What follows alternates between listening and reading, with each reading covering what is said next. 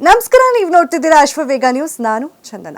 ಮಳೆಗಾಲ ಶುರು ಆಯಿತು ಅಂತ ಹೇಳಿದ್ರೆ ಸೊಳ್ಳೆಗಳ ಕಾಟ ಕೂಡ ಸಿಕ್ಕಾಪಟ್ಟೆ ಜಾಸ್ತಿ ಆಗುತ್ತೆ. ಇದನ್ನು ನಿಯಂತ್ರಿಸಬೇಕು ಅಂತ ಹೇಳಿ ನಾವು ಏನು ಮಾಡ್ತೀವಿ ಅಂದರೆ ಮೈ ತುಂಬ ಬಟ್ಟೆ ಹಾಕ್ಕೊಳ್ಳೋದು, ಸೊಳ್ಳೆ ಪದ್ರಗಳನ್ನು ಕಟ್ಕೊಳ್ಳೋದು, ಹಾಗೆ ಮಸ್ಕಿಟೋ ಕ್ರೀಮ್ಗಳನ್ನು ಹಚ್ಕೊಳ್ಳೋದು.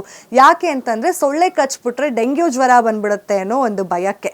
ಇನ್ನು ಚಿಕ್ಕ ಮಕ್ಕಳನ್ನಂತೂ ಸಿಕ್ಕಾಪಟ್ಟೆ ಕೇರ್ ಮಾಡ್ತಾರೆ ತಂದೆ ತಾಯಿಯಂದರು. ಯಾಕಂದರೆ ಮಕ್ಕಳಿಗೆ ಡೆಂಗ್ಯೂ ಜ್ವರ ಬಂತು ಅಂದರೆ ಅವರು ಪ್ರಾಣವನ್ನು ಕಳ್ಕೊಳ್ಳುವಂತಹ ಹಂತಕ್ಕೂ ಕೂಡ ಹೋಗ್ಬೋದು. ಹಾಗಾಗಿ ಇನ್ನು ಡೆಂಗ್ಯೂ ಜ್ವರ ಬಂತು ಅಂದರೆ ಸಾಕಷ್ಟು ಜನ ಗಾಬರಿ ಆಗ್ತಾರೆ ಸ್ಟಾರ್ಟಿಂಗ್ನಲ್ಲಿ. ಯಾಕೆ ಅಂತಂದರೆ ಒಂದ್ಸಲ ಜ್ವರ ಬಂತು ಅಂದರೆ ಇಮ್ಯುನಿಟಿ ಕಡಿಮೆ ಆಗ್ತಾ ಹೋಗುತ್ತೆ, ತುಂಬ ವೀಕ್ ಆಗೋಗ್ತಾರೆ, ಊಟ ತಿಂಡಿ ಸೇರಲ್ಲ, ಜ್ವರ 104ಕ್ಕೂ ದಾಟಿರುತ್ತೆ. ಹಾಗಾಗಿ ಡೆಂಗ್ಯೂ ಜ್ವರ ಅಂದರೆ ತುಂಬ ಜನ ಗಾಬರಿ ಪಡ್ತಾರೆ.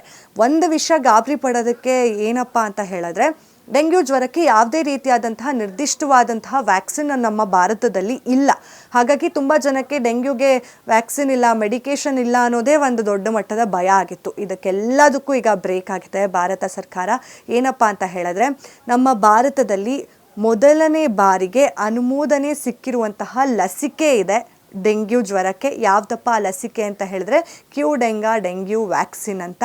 ಏನಿದು, ಹೇಗೆ ಕೆಲಸ ಮಾಡುತ್ತೆ ಅನ್ನೋ ಕುತೂಹಲ ನಿಮಗಿತ್ತು ಅಂದರೆ ಪೂರ್ತಿ ವಿಡಿಯೋನ ನೋಡಿ. ಈಗ ಕ್ಯೂಡೆಂಗಾ ಡೆಂಗ್ಯೂ ವೈರಸ್ ಈ ಲಸಿಕೆಯನ್ನು ಜಪಾನ್ ಔಷಧಿ ಕಂಪನಿ ಆಗಿರುವಂತಹ ಒಂದು ಟಕೇಡಾ ಅಭಿವೃದ್ಧಿಪಡಿಸಿದ್ದು. ಇದಕ್ಕೆ ನಮ್ಮ ಭಾರತ ಅನುಮೋದನೆಯನ್ನು ಕೂಡ ನೀಡಿದೆ. ಆ್ಯಂಡ್ ಇದು 4 ವರ್ಷದಿಂದ 60 ವರ್ಷ ವಯಸ್ಸದವರು ಕೂಡ ತಗೋಬೋದು ಈ ಲಸಿಕೆಯನ್ನು. ಯಾವುದೇ ರೀತಿಯಾದಂತಹ ಏಜ್ ಲಿಮಿಟ್ ಇಲ್ಲ. 4 ವರ್ಷದಿಂದ 60 ವರ್ಷದವರೆಗೂ ಈ ಒಂದು ಲಸಿಕೆಯನ್ನು ತಗೋಬೋದು. ಇವಾಗ ಡೆಂಗ್ಯೂ ಜ್ವರ ನಿಮಗೆ ಬಂದಿದೆ ಅಂದರೂ ಕೂಡ ಈ ಒಂದು ಲಸಿಕೆಯನ್ನು ತಗೋಬೋದು. ಯಾರಿಗೆಲ್ಲ ಡೆಂಗ್ಯೂ ಜ್ವರ ಇರಲಿಲ್ಲ ಅಥವಾ ಇಲ್ಲ ಅವರು ಕೂಡ ಈ ಡೆಂಗ್ಯೂ ಜ್ವರವನ್ನು ನಿಯಂತ್ರಿಸ್ಕೊಳ್ಳೋದಕ್ಕೋಸ್ಕರ ಲಸಿಕೆಯನ್ನು ತಗೋಬೋದು.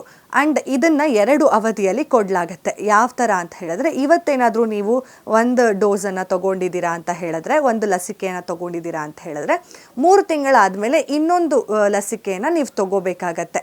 ಆ್ಯಂಡ್ ಇದು ಏನಿಲ್ಲ ಅಂದರೂ ನಿಮ್ಮ ದೇಹದಲ್ಲಿ 4ರಿಂದ 5 ವರ್ಷಗಳ ಕಾಲ ರೋಗ ನಿರೋಧಕ ಶಕ್ತಿಯನ್ನು ಇಟ್ಕೊಂಡು ಕಂಟ್ರೋಲ್ ಮಾಡ್ತಿರುತ್ತೆ. ನಿಮ್ಗೆ ಯಾವುದೇ ರೀತಿಯಾದಂತಹ ಡೆಂಗ್ಯೂ ಜ್ವರ 4-5 ವರ್ಷಗಳ ಕಾಲ ಬರೋದಿಲ್ಲ, ಇಫ್ ಇನ್ ಕೇಸ್ ನೀವೇನಾದರೂ ಕ್ಯೂಡೆಂಗಾ ಡೆಂಗ್ಯೂ ವ್ಯಾಕ್ಸಿನನ್ನು ತೊಗೊಂಡಿದ್ರೆ.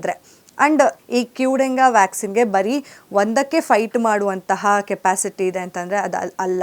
ಡೆನ್ವಿ 1, 2, 3, 4 ಈ 4ಕ್ಕೂ ಕೂಡ ಈ ಒಂದು ವ್ಯಾಕ್ಸಿನ್ಗೆ ಫೈಟ್ ಮಾಡುವಂತಹ ಕೆಪಬಿಲಿಟಿ ಇದೆ. ಆ್ಯಂಡ್ ಇದು ಒಂಥರ ನಮ್ಮ ಭಾರತ ಅಧಿಕೃತವಾಗಿ ನಿರ್ದಿಷ್ಟವಾದಂತಹ ಲಸಿಕೆಯನ್ನು ಅನುಮೋದನೆ ಮಾಡಿ ತೊಗೊಂಬಂದಿರುವಂಥದ್ದು ಕ್ಯೂಡೆಂಗಾ ಡೆಂಗ್ಯೂ ವ್ಯಾಕ್ಸಿನ್. ಸೊ ಯಾರಿಗೆಲ್ಲ ಈಗ ಡೆಂಗ್ಯೂ ಫೀವರ್ ಬರುತ್ತೆ ಅನ್ನೋ ಆತಂಕ ಇದ್ದರೆ ಅಥವಾ ಬಂದಿದ್ದರೆ ಎಲ್ಲ ರೀತಿಯಾಗೂ ಕೂಡ ಈ ಒಂದು ವ್ಯಾಕ್ಸಿನನ್ನು ತಗೋಬೋದು. ಬರೀ ಜ್ವರ ಬಂದಿರೋರು ಮಾತ್ರ ತಗೋಬೇಕು, ಮಿಕ್ತವ್ರು ತಗೋಬಾರ್ದು ಹಾಗೆಲ್ಲ ಏನೂ ಇಲ್ಲ. ನಿಯಂತ್ರಣಕ್ಕೋಸ್ಕರ ಕೂಡ ನಾವು ಈ ಒಂದು ವ್ಯಾಕ್ಸಿನನ್ನು ತಗೋಬೋದಾಗಿದೆ. ನೀವು ನಿಯರ್ ಬೈ ಹಾಸ್ಪಿಟಲ್ಸಲ್ಲಿದ್ದು ತುಂಬ ಸೊಳ್ಳೆಗಳ ಹತ್ರ ಕಚ್ಚಿಸ್ಕೊಳ್ತಿದ್ದೀರಾ ಅಥವಾ ಸೊಳ್ಳೆಗಳಿರುವಂತಹ ಪ್ರದೇಶದಲ್ಲಿ ನೀವಿದ್ದೀರಾ ಅಂತ ಹೇಳಿದ್ರೆ ಈ ವ್ಯಾಕ್ಸಿನನ್ನು ತಗೊಳ್ಳಿ. ಸೊ ಆದಷ್ಟು ನಿಮ್ಮನ್ನು ನೀವು ಸೇಫಾಗಿ ಕಾಪಾಡ್ಕೊಳ್ಳಿ. ಬಟ್ ಯಾವುದಕ್ಕೂ ಒಳ್ಳೆಯದು ಒಂದು ಫುಲ್ ಕ್ಲೋತ್ಸನ್ನು ಹಾಕ್ಕೊಂಡೇ ಇರಿ. ಯಾಕಂದರೆ ಸೊಳ್ಳೆಗಳು ಹೇಗೆ ಬೇಕಾದರೂ ಬರ್ಬೋದು, ಹೇಗೆ ಬೇಕಾದರೂ ಕಚ್ಬೋದು. ನಿಮ್ಮ ಸೇಫ್ಟಿನೇ ಮೊದಲ ಆದ್ಯತೆ ಆಗಿರಬೇಕು. ಮತ್ತೆ ಸಿಗೋಣ, ಅಲ್ಲಿವರೆಗೂ ನೋಡ್ತೀರಿ ಅಶ್ವವೇಗ ನ್ಯೂಸ್.